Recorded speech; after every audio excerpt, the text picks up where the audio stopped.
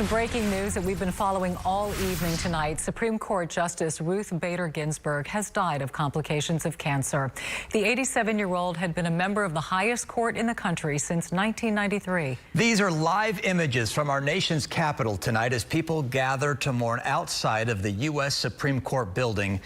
Over at the U.S. Capitol, the American flag flies at half-staff there as a tribute. And it's the same scene live at the White House tonight, where the American flag again flies at half-staff. We're told Justice Ginsburg was surrounded by her family at her home in Washington, D.C. when she passed. NBC's Tracy Potts looks back at her life and her legacy. Justice Ruth Bader Ginsburg spent more than a quarter-century on the U.S. Supreme Court and spent much of her career fighting for equality. How wrong it is to judge people on the basis of what they look like. Born in Brooklyn, New York, she tied for first in her class at Columbia Law. But with no job offers from law firms, this was the late 50s, she taught at Rutgers and Columbia, then helped launch the ACLU Women's Rights Project in the 70s. Later, as their lawyer, she won 5 of 6 cases before the U.S. Supreme Court. Her ultimate goal was to get sex discrimination treated by the Supreme Court the same way that race discrimination was treated.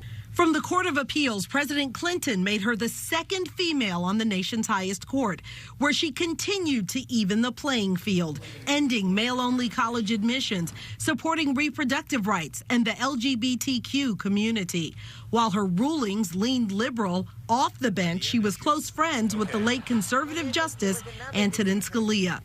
In her 80s, Ginsburg became popular with a new generation, celebrated in the book The Notorious RBG, and parodied on Saturday Night Live. I'm never going to step down now. You can't get rid of me. There's this whole new generation of young people who really admire her and think of her as, you know, kind of a rock star. Justice Ginsburg spoke out about the Me Too movement.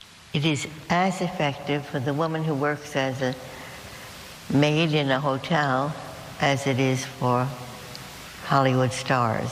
A wife, a mother, a grandmother, an advocate for equality for nearly half a century. Tracy Potts, NBC News. Many state and local leaders are remembering the longtime Supreme Court justice. That includes sending their condolences tonight on social media. Channel 2's Keith Garvin is live in our newsroom now with a closer look. Keith? Chris, Dominique, Justice Ginsburg tonight being remembered for her tenacity and her fierce defense of equal rights. This statement from Republican U.S. Senator from Texas, John Cornyn, quote, Justice Ruth Bader Ginsburg has been a titan of the Supreme Court for more than a quarter of a century. Despite our ideological differences, I have always maintained a deep respect for Justice Ginsburg. Republican Congressman Dan Crenshaw with these words on Twitter tonight, quote, rest in peace, RBG, a true life of service. Democratic U.S. Representative Sylvia Garcia also expressing her sorrow over the death, tweeting, all Americans and especially women in the legal profession owe a debt of gratitude to our beloved Justice Ruth Bader Ginsburg. I also spoke a short time ago with Democratic Congresswoman Sheila Jackson Lee. She says Justice Ginsburg was a hero for many women. She went to law school. She went to college. She had children in the midst of that. She married.